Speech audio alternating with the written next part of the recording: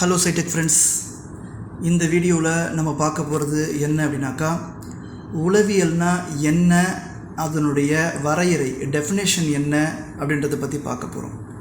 தொடர்ந்து நம்ம இந்த வீடியோவிலிருந்து சைக்காலஜி பற்றிய ஒவ்வொரு பகுதியாக நம்ம பார்க்க போகிறோம்.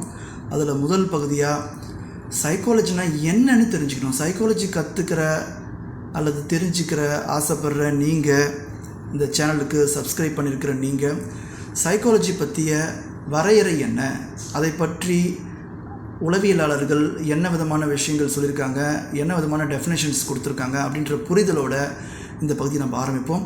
முதல்ல வாங்க டெஃபினேஷன் என்னன்னு பார்ப்போம். முதல்ல இந்த வார்த்தை இருக்கு இல்லையா, சைக்காலஜி அப்படின்றத வார்த்தை, இந்த வார்த்தை கிரேக்க வார்த்தையுடைய, அதாவது சைக்கி அப்படின்னு சொல்லக்கூடிய கிரேக்க வார்த்தையிலிருந்து தான் இந்த சைக்காலஜி அப்படின்ற வார்த்தை உருவாயிருக்கு.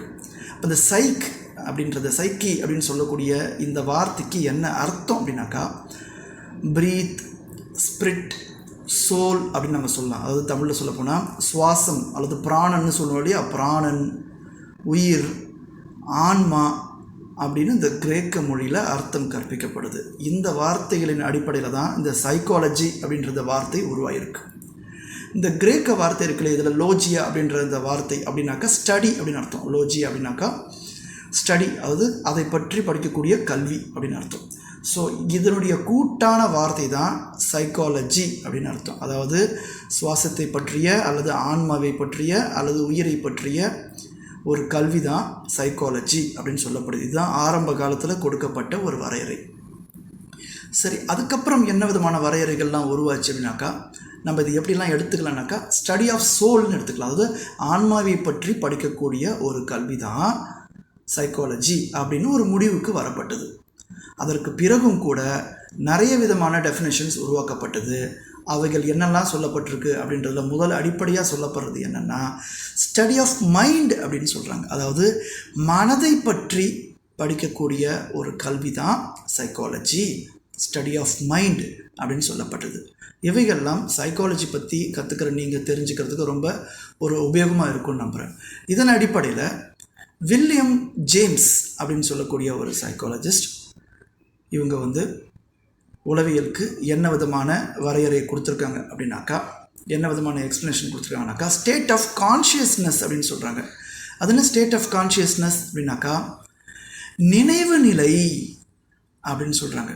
உளவியல் அப்படின்னா, சைக்காலஜி அப்படின்னா ஒரு விதமான நினைவு நிலை அப்படின்னு சொல்கிறாங்க, டிஸ்கிரைப் பண்ணுறாங்க. அதற்கு பிறகு ஸ்டடி ஆஃப் கான்ஷியஸ்னஸ்ன்னு சொல்கிறாங்க. வில்லியம் வூண்ட் அப்படின்னு சொல்லக்கூடிய சைக்காலஜிஸ்ட் என்ன சொல்கிறாங்கனாக்கா, ஸ்டடி ஆஃப் கான்ஷியஸ்னஸ்ன்னு சொல்கிறாங்க. அதாவது நினைவை பற்றிய ஒரு கல்வி, நினைவுகளை பற்றிய கல்வி அப்படின்னு சொல்கிறாங்க. இதுவும் உளவியலுக்கு சொல்லப்படுற முக்கியமான ஒரு விதமான வரையறையாக கருதப்படுது. இதற்கு பிறகு வந்த வில்லியம் மெக்டோகல் அப்படின்னு சொல்லக்கூடியவங்க positive science of conduct of the living creature அப்படின்னு சொல்கிறாங்க. அதாவது என்னன்னாக்கா, நேர்மறை அறிவியல் அப்படின்னு சொல்கிறாங்க. இப்போ நம்ம இந்த லிவிங் கிரியேச்சர்ன்றது மனிதர்களாகட்டும் அல்லது மற்ற சில உயிரினங்களாகட்டும், அந்த உயிரினங்களுடைய வாழக்கூடிய உயிரினங்களுடைய ஒரு விதமான நேர்மறையான அறிவியல் அப்படின்னு சொல்கிறாங்க. இதற்கு பிறகு வில்லியம் மெக்டோவல் என்ன சொல்லுனாக்கா, psychology is the science which aims to give us better understanding and control of the behaviour of the organism as a whole அப்படின்னு சொல்கிறாங்க. இவங்க என்ன சொல்கிறாங்கனாக்கா, அதாவது ஒரு நபருடைய குணாதிசயங்களை அல்லது அவருடைய பழக்க வழக்கங்களை, முக்கியமாக சொல்லப்போனால் அவருடைய பழக்க வழக்கங்களை புரிஞ்சுக்கிறதுக்கும், பெட்டராக புரிஞ்சுக்கிறதுக்கும், அதை மேனேஜ் பண்ணுறதுக்கு அல்லது கண்ட்ரோல் பண்ணுறதுக்கும் பண்ணக்கூடிய ஒரு வகையான அறிவியல் தான் இந்த உளவியல் அப்படின்னு சொல்லப்படுது, வில்லியம் மெக்டோகலால் சொல்லப்படுது. ஸோ இதோடு முடிஞ்சிருச்சா அப்படின்னு கேட்டாக்கா, இல்லை, இதை தாண்டியும் நிறைய விதமான வரையறைகள் இருக்குது. முக்கியமாக அமெரிக்கன் சைக்காலஜிக்கல் அசோசியேஷன்னு சொல்லக்கூடிய அமைப்பு சைக்காலஜியை பற்றி ரொம்ப முக்கியமான ஒரு டெஃபினேஷன் சொல்லியிருக்கு. இவங்க என்ன சொல்கிறாங்கனாக்கா, psychology is the study of the mind and பிஹேவியர்னு சொல்கிறாங்க. உளவியல் என்பது ஒருவரின் மனம் மற்றும் பழக்க வழக்கங்களை பற்றிய கல்வி அப்படின்னு சொல்லப்படுது. இதுதான் ரொம்ப அனைவராலும் ஏற்றுக்கொள்ளப்படுகிற ஒரு ஒரு விதமான வரையறையாக, உளவியல் பற்றிய வரையறையாக சொல்லப்படுது. ஸோ இதன் தொடர்ச்சி இவங்க நிறைய விதமான விஷயங்களை சொல்கிறாங்க. அதாவது மனதை பற்றியும் பழக்க வழக்கங்களை பற்றியுமான கல்வி அடிப்படையில் நிறைய விதமான சொல்கிறாங்க.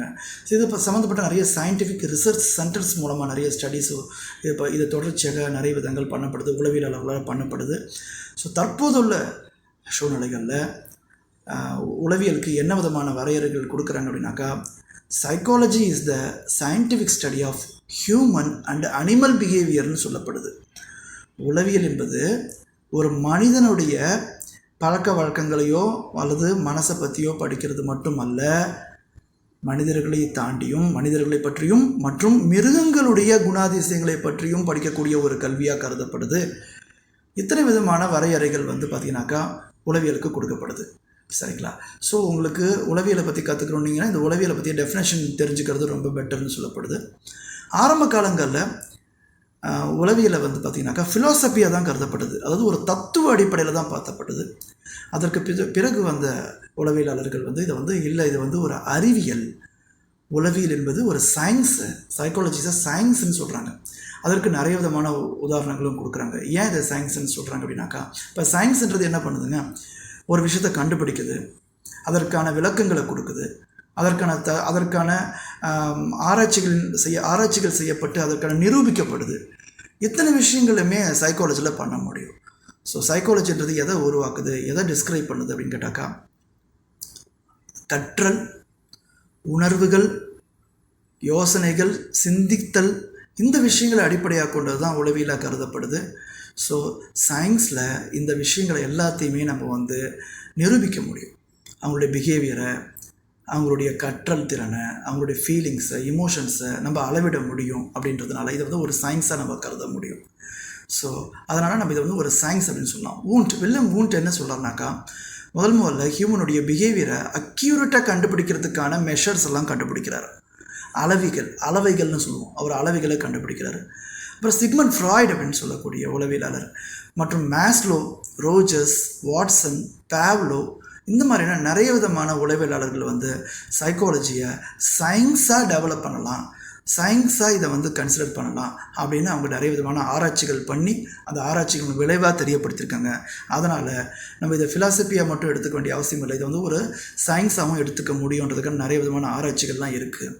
சயின்ஸ் அப்படின்னு சொல்லப்படுறதுக்கான ரொம்ப முக்கியமான ஒரு காரணம், முக்கியமாக அப்சர்வ் பண்ணுறது, கவனித்து அதில் எக்ஸ்பெரிமெண்ட், சோதனைகள் செஞ்சு அந்த சோதனைகளை வெரிஃபை பண்ணி அதில் ரிசல்ட் கண்டுபிடிக்க முடியும். அதை நம்ம சயின்ஸ்னு எடுத்துக்கலாம். இத்தனை விஷயங்களை சைக்காலஜியும் பண்ணுது. அப்சர்வ் பண்ணி அதற்கான விளக்கங்கள் கொடுத்து அவைகளை சோதனைகள் செஞ்சு அதை அளவிடவும் முடியும். எதை அளவிட முடியும்?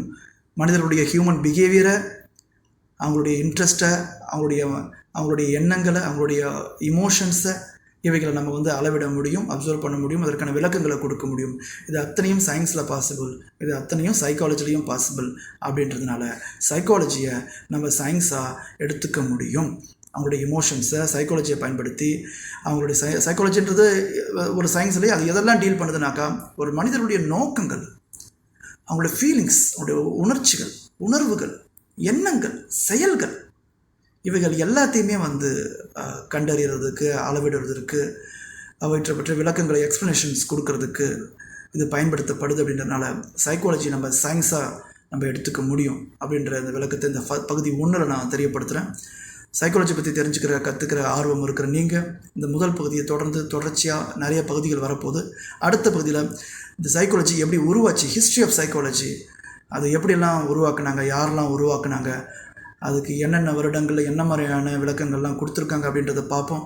அதன் தொடர்ச்சியாக அதனுடைய எத்தனை டைப்ஸ் இருக்குது, இதோடைய ஸ்கோப் என்ன, எத்தனை விதமான சைக்காலஜி இருக்குது, ஒவ்வொரு சைக்காலஜி பற்றியும் ஒவ்வொரு பகுதியில் பார்க்க போகிறோம். நிச்சயமாக அதை நான் உங்களுக்கு இன்ட்ரெஸ்ட்டாகவும் தெளிவாகவும் தமிழில் தெளிவாக கொடுக்கறதுக்கு நான் முயற்சி பண்ணுறேன். நான் ராஜ்குமார், உளவியல் சிகிச்சையாளர், சைக்காலஜிக்கல் டெக்னிக்ஸ் சைட்டை தமிழ் மூலமாக இந்த வீடியோ நான் உங்களுக்கு கொடுத்துட்ருக்கேன். தொடர்ந்து பல பாகங்கள் வரப்போகுது. தொடர்ந்து சப்ஸ்கிரைப் பண்ண அத்தனை பேருக்கும் நான் நன்றி தெரிவிச்சுக்கிறேன்.